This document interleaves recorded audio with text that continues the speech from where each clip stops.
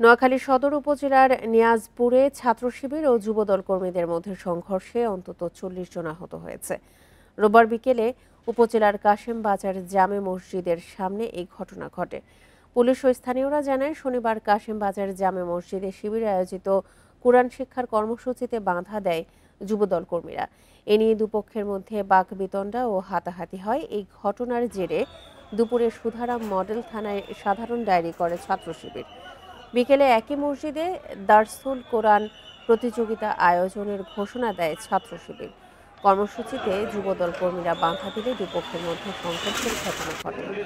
এতে উভয় পক্ষের অন্তত ৪০ জন নেতাকর্মী আহত হয়। এ সময় মসজিদের দরজা, জানালা এবং বেশ কয়েকটি মোটরসাইকেল ভাঙচুর করা হয়। পরে পুলিশ ও সেনাবাহিনী ঘটনাস্থলে গিয়ে পরিস্থিতি নিয়ন্ত্রণে আনে। না না না, কিছু হবে না।